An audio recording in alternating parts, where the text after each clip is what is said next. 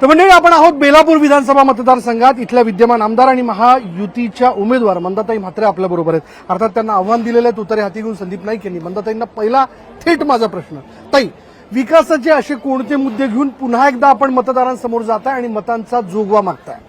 विकासाचे मुद्दे जर तुम्ही बघितले तर बेलापूर मतदारसंघात 2000 करोडची कामं सुरू आहेत. हे जे आता तुम्ही पाहता ना, हे सुद्धा मी आमदार निधीतून त्या गुरुद्वाराला करून दिलेलं आहे. स्कूल आहे, कॉलेज आहे, मेडिकल कॉलेज आहे, हॉस्पिटल आहे, महाराष्ट्र भवन आहे, जेटी विजन, स्मार्ट विलेज, एवढ्या लोकांना सगळ्यांना जिम, अनेक 2000 कोटीतून जे मी काम केलंय, मला वाटतं महाराष्ट्रात आतापर्यंत कोणी केलं नाही. तो आयमॅक्स लावलाय बघा.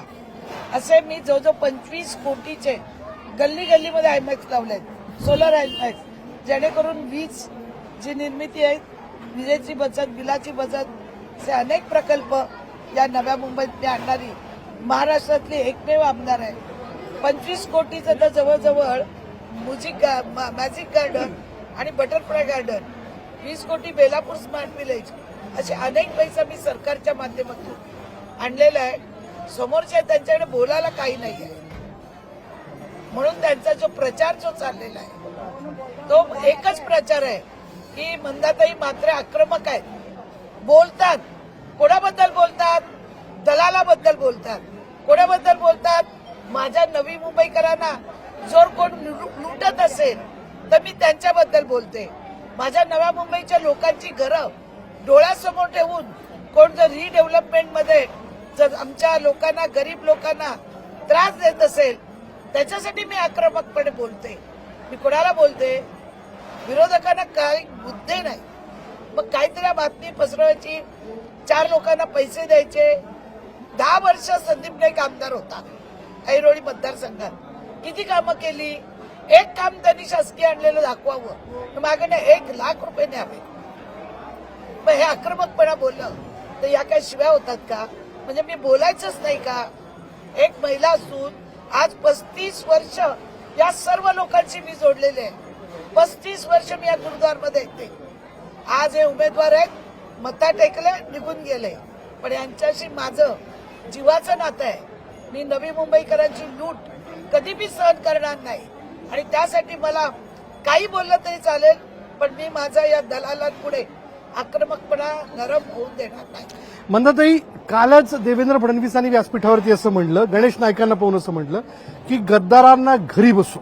अर्थात त्यांच्या घरात जी बंडखोरी झाली ते थांबू शकले असते, पण संदीप नाईकांनी तुतारी घेऊन तुमच्या समोर उभं राहणं, यातनं तुम्हाला जाणीवपूर्वक टार्गेट केलं जातं आहे का? मला जाणीवपूर्वक टार्गेट केलं तर जातच आहे, पण त्यांचं लक्ष कशावर आहे?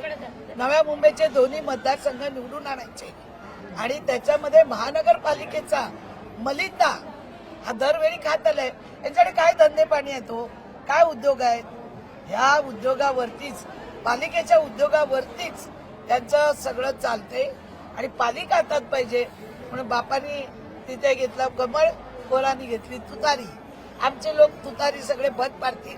त्यांना विचारू बघा, त्यांच्याशी बोला, यांचं माझं नातं काय ते. ही मुलं लहान लहान होती जी मी 95 ला प्रचाराला निघाले, या सगळ्या महिला 95 पासून माझ्याशी जोडलेल्या आहेत माझा झेंडा घेऊन. आणि मी जिथे जिथे गेली, माझी जी सच्चाई आहे, माझा जो नॉन करप्टेडपणा आहे, माझं चारित्र्य चांगलं, त्याच्या मागे हे सगळे सरदारजी उभे आहेत.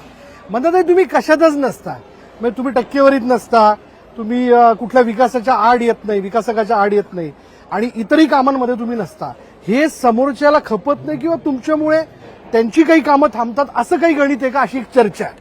त्यांची कुठलीच कामं थांबत नाही. माझ्याकडे जर हे दोन्ही तिन्ही उमेदवार राहिलेत ना, त्यांचं जर तुम्ही मागचं बॅकग्राऊंड काढलं तर प्रत्येकाने माझ्या इथे प्रकल्प घेतलेत रिडेव्हलपमेंटचे. मी कुठेही त्यांना त्रास नाही दिला. मी लोकांना एकच सांगते की तुमचं घर देताना डोळसपणे द्या. ज्या कोणी बिल्डरला देता त्या, तुमची फसवणूक होऊ नये, तुम्ही देशोधडीला लागू नये, एवढीच माझी कळकळीची विनंती असते. का तर या लोकांनी माझ्यावर अंधविश्वास ठेवून मला निवडून दिलेला आहे. गेल्या वेळी 45,000चं लीड मिळालंय आणि आता तर त्याच्यापेक्षाही जास्त मिळणार, म्हणून त्यांच्या पायाखालची जमीन वाळू घसरलेली आहे. एक महिला आमदार पुढे जाते किंवा एक महिला आमदार आपल्या विरोधात नको किंवा ती बोलते, याचा त्यांना त्रास आहे हे त्यांना खपत नाही असं तुम्हाला काही म्हणायचंय का? मी स्पष्ट बोलते आणि त्यांच्या दुखत्या रगवर मी हात ठेवते, त्याच्यामुळे त्यांना त्रास होतो. महिलांना त्यांनी कधी मानलंच नाही ना. महिला त्यांना नको, त्यांच्या घरातल्या कुठे महिला आहेत? माझ्या नवऱ्यानं मला यांची सेवा करायला 35 वर्षापासून पाठवलेलं आहे. महिला पुढे आलेली त्यांना अजिबात आवडत नाही. मग ती महिला कुठली आहो? सुषमा दंडेचा तुम्ही काढा इतिहास, मनीषा भोईरचा इतिहास काढा, सगळ्या महिला महापौरांचा इतिहास काढा ना. किती त्यांना त्रास दिला. मला त्रास देतात, पण माझे जो बरोबरची जनता आहे, जी नागरिक आहे, ती माझ्या मागे ठामपणे उभी आहे. तर मी कोणाला घाबरत नाही. महापौरपदही घरात असावं, मंत्रीपदही घरात असावं, आमदारकी घरात असावी, सगळं काही घरात असावं, पण मग या सगळ्याच्या सर्वसामान्य कार्यकर्ता कधी मोठा होणार? भारतीय जनता पार्टीने तेच सांगितलं, जर तुम्हाला बेलापूरमध्ये उमेदवारी पाहिजे तर कॅन्डिडेट दुसरा द्या, कार्यकर्ता द्या ना. इथं जयवंत सुद्धा महापौर होता माझी, इथं इतापे होता, इथं सुरज पाटील होता, इथं नेत्रा शिर्के, 4 लोक या मतदारसंघात त्यांच्यावर काम करतात. त्याचं नाव द्यायचं होतं. मग कदाचित मंदा मात्रेला दुसरं कुणीतरी सिप केलं असतं. तुम्हाला घरातच सगळं पाहिजे, तुमच्या पोरांना, नातवांना, बायकोला, सगळ्यांना, म्हणजे तुमच्या बॉडीगार्ड, तुमचे पीए, तुमचे झाडू मारणारे, त्यांनाच नगरसेवक केलंय. मग ते बरोबर उचललं बोचकं का चाललं? आज कुठे इकडं, उद्या कुठे तिकडं.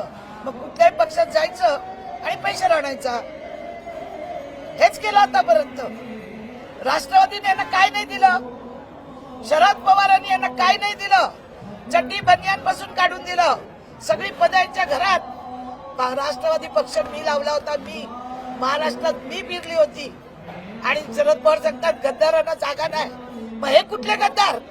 तुम्ही आजारी पडले असताना सांगितलं आम्ही जाणार नाही, रात्री हॉस्पिटलला येऊन आणि सकाळी भाजपच्या स्टेजवर होते. मग हे गद्दार नाही का? हे शरद पवारांनी दिसत नाही का? माझ्यासारख्या महिलेने 18 वर्ष शरद पवार बरोबर काम केलं, कधी कुठे ब्र बोलली नाही. मी आज बोलते, अशा गद्दारांना तुम्ही घेऊन पुन्हा नव्या मुंबईची वाट लावायची आहे का? त्या लोकांची वाट लावायची आहे का? गणेश नाईक कमळ हाती घेऊन ऐरोलीमध्ये उभे आहेत. संदीप नाईकांनी इथे तुतारी घेऊन समोर उभं राहणं, हे सगळं काही नियोजित आहे, ठरलेलं आहे असं वाटतं का तुम्हाला? हे सगळं नियोजित होतं. कुठल्याही परिस्थितीत त्यांना माझी तिकीट कापायची होती. पण मी जेव्हा कमळ नव्हतं 2014ला, जेव्हा मी कमळ फुलवलं आणि कमळ फुलवल्यानंतर मी जी संघटना बनवली, त्या संघटनेच्या माध्यमातून 2दा निवडून आली. आणि तिसऱ्यांदा माझ्याशिवाय पक्षाला इथं योग्य उमेदवार, नॉन करप्टेड, कुठे बिल्डरांना त्रास नाही, कॉन्ट्रॅक्टरला नाही, अधिकाऱ्यांना नाही. ते म्हणतात शिव्या देते, बरोबर आहे. शिवी तर कोणी कधी ऐकली नाही. पण त्यांचे वडील रोज पालिकेमध्ये जाऊन आठवड्याला सगळ्या अधिकाऱ्यांना शिव्या देतात, नालायक बिलायक काय काय बोलतात. अधिकारी खाली मान घालून बसतात. मग ती काय फुलं बरसवतात का? त्यांचे वडील बोलतात ती फुलं. एक अधिकाऱ्यांनी सांगावं म्हणतात कधी आम्हाला बोललंय म्हणून. मी राजकारण सोडून दे. मुंडेच्या वेळी आमच्या लोकांची घरं तोडत होतो, आम्ही त्याला हात जोडून सांगत होतो अधिकारी चांगला होता, पण आमचं ऐकलं नाही. इलेक्शन आलं होतं आणि आम्हाला आमचा निर्णय घेणं भाग होतं जनतेसाठी. मी माझ्यासाठी काम करते का? हॉस्पिटलचा मला उपयोग आहे का? महाराष्ट्र भवनचा मला उपयोग आहे का? पण माझ्या गोरगरीब जनतेला त्याचा. कोविड काळात काय झालं? काल मी 4 ऑपरेशन केले, 4 ऑपरेशन केली मागच्या डेट टाकून. का? तर लोकांचं मरतात आहे हृदयाने. 4 ब्लॉकेज काल काढले. माझं एकच म्हणणं आहे, मी या जनतेसाठी आणि ही जनता माझ्यासाठी. म्हणतात अशी कुठली कामं आहेत, अर्धवट कामं आहेत जी पुढे पूर्ण करायची आहेत, ती कामं आता करणं आवश्यक आहे असं तुम्हाला वाटतं जर पुन्हा संधी मिळाली तर? मला संधी मिळालेलीच आहे, मी विनरच आहे. हे बघा तुम्ही सांगतील मला आता हॉस्पिटल मेडिकल कॉलेजचं टेंडर झालंय, महाराष्ट्र भवनचं टेंडर झालंय, बटरफ्लाय गार्डन, पर्यटक, पर्यावरण याचा समतोल राखला गेला पाहिजे. नवी मुंबई एअरपोर्ट होत आहे, त्याच्यामुळे पर्यटक येतील, त्यांच्यासाठी काहीतरी सुविधा झाली पाहिजे. त्याचप्रमाणे इथे मॅजिक गार्डन, जवळजवळ 15 कोटीचं मॅजिक गार्डन सिंगापूरच्या धर्तीवर सेक्टर 8ला इथे होत आहे. अशी अनेक कामं आहेत ती आमची बाकी आहेत.